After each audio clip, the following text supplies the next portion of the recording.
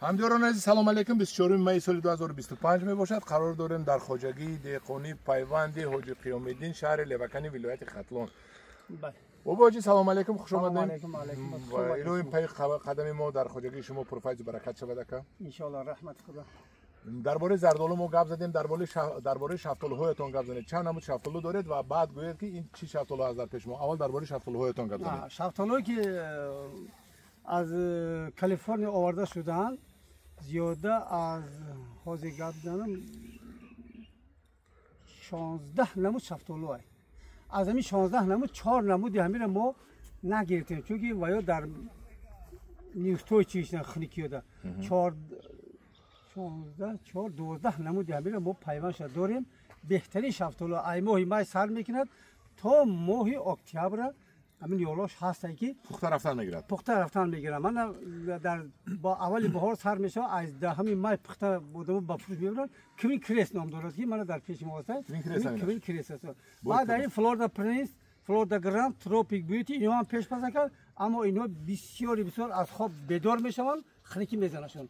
گرچه این پیش پس لکن از خواب دیر میخیزد.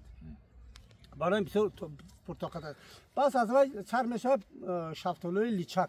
لیچک اینو بهترین لیچک من همین سامیر فایر اول فلاورتا میپزد، بعد 10 روز سامیر فایر میپزد، بعد 15 روز دیگر رژیم، بعد 15 روز دیگر بعد وای فلیم کیست که در ماه سپتامبر میپزد.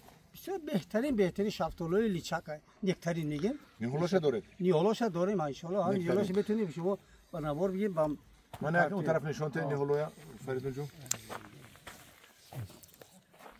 انا نیهولو برای فروش تیار شده. همه تنوش نوشتگی، اتکت نوشتگی موندگی در اونجا. بعد شفتالوی هست که تیرما میپزن با مثل آگیلری، انگلیوس،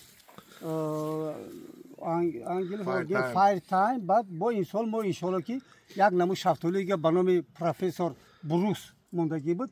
ما نامیم بروس کارناوال بروس اختراع وای خدا رحمتی مرده است. ما به نام وای ماندیم. بسیار شفتالوی بهترینه. این سال اگه اول پیمانش بسیار میکنیم ان شاء الله. حاجی بابا رحمت به شما. من اگر اجازه شما باشد من همین مرحمت چینم برای همون تماشاگران نشون دهم که تاگیش گیرم ها. البته میگیرم. نگرفته شما. همداران عزیز این کریم کریست. کوین کریست. این اگر انیخه شفتالوتون کلان باشد سرباریش نرمیروفکا کنید. نرمیروفکا گفتنی که پس سرباری درست میکنید. این باری نه نشون دید. این بسیاری بد بستگی است. مایدش رو دیدید. برای شما تجربه. این بسیار بسته است. بینید که من 3 تاشو چینم. بینید اینجا بیا. هر دوش یک نوع شفتالو. این 3 شفتالویی که نرمیروفکا کردگی نیست. این 3 شفتالویی که نرمیروفکا کردگی است. دونش. فرقش رو بینید. این رو سگ نمیخورد. این کیلوش ممکن باشد اپتوم یک 8 سوم 7 سوم 8 سوم. اپتوم 10 سوم رفته است. 10 سوم رفته شده است. همداران عزیز برای چی من رو نشون دادم؟ برای اینکه وقتی شما شفتالو پروری میکنید یا عموما میوه پروری میکنید حرکت کنید 50-60% رو بعد از گل کنید ببینید که بسیار است که کنده پرتوید. کم باشد خنک زدگی باشد کم داشته باشد دست نکوبید چقدر نکوبید. لیکن وقتی که من خیلی بسیار داشتگی باشد حتما 50-60% رو کنده پرتوید. روسا میگن ژبه دوشید. یعنی که خصیصی و ذهنه و یک فعل آدمیزاد است که بسیار بس خدا داد گفته میشنن و بعد آخر خدا نداد میشود. انا خدا داد این است که 10 سومون. همداران عزیز نه ببینید که کم دارد و لیکن به معنی دارد 10 سوم دارد. همین 10 سوم حاصل بسیار ببنده این. بسیار میبنده. گپی شما 100 پای تو اینو کم کنده کنه. همین 10 سوم فروش از او نوکنده پولش زیاد میشه درست؟ البته مونده این بسیار همداران عزیز ما یک جهان تشکر میگیم با حاجی بابا که اینقدر مهنت میکنن در باغ و در نیهول ها میکنن برای خلق برای تاجیکستان پیشنهاد میکنن تا وطن ما آباد شود. من نیهولی تلفن حاجی بابا یا پسر حاجی بابا رو در بالای اعلان میمونم. شما میتونید از این نیهول ها خریداری کنید، از این شفتالو ها خریداری کنید. قبل 2 تاش رو من حاضر 1 تاش رو پوست کنم. این شفتالو بر وقت پس است. این از دونه‌اش جدا نمیشود. باید من به شما گویم. این وقتی که پخت خشک پخت ملایم پخت در بالاش پخت با مزه می شود و پوستش جدا میشود. بسم الله الرحمن الرحیم. من یک گپ ایلوه کردن هستم استاد. همین کسانی که باغ میکنن آماده میوهش ببینن بعد باغ کنن بسیار خوب میشود. این میوه همش در باغ ما هست. همین هست. همین اول مای تا ماه اکتبر ان شاءالله که همون شفتالو هست. زردالوش اینا دیدیم. مردم اگر ببینن بعد باغ کنن ما هم کفالت میتیم. ما وقتی ما نیحال دادیم حتما نیحال نامش مینویسیم، نام تلفن رو مینویسیم و امضا میکنیم که همون نیحال ما کفالت میتیم.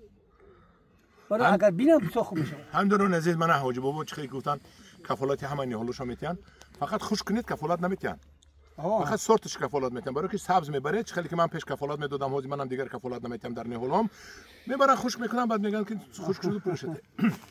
همدارون عزیز با مزه بود است و باز تاکید میکنم که وقتی که میوه پختگی میشود در بالایش خودش قندش رو گرفته پخت ملایم میشود که شهد و شکر میگردد. بله.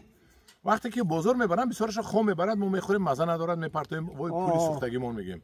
وقتی در بالایش ما در خانه اتون یک تا دو تا از این شفتالو میکنید و بالایش در پخته میخورید که راحت میکنید.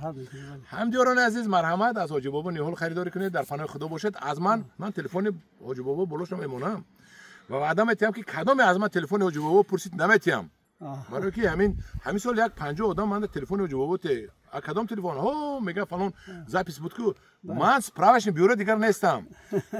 همین تلفنم میمونم بالاش ده زاپیس کده گریتون خودتون ده. التماس من دیگه تلفن نپرسید. تلفن حاجی بابا تلفن فلان چات منم رنگ شما آدمم منم فیزیکی چی میگن جسمانن اسپید نمیگم همه کردن نمیتونم. یک بار میمونم نه سونده گیرید بمالول من شما همتون دوست میدارم در پناه خدا باشید.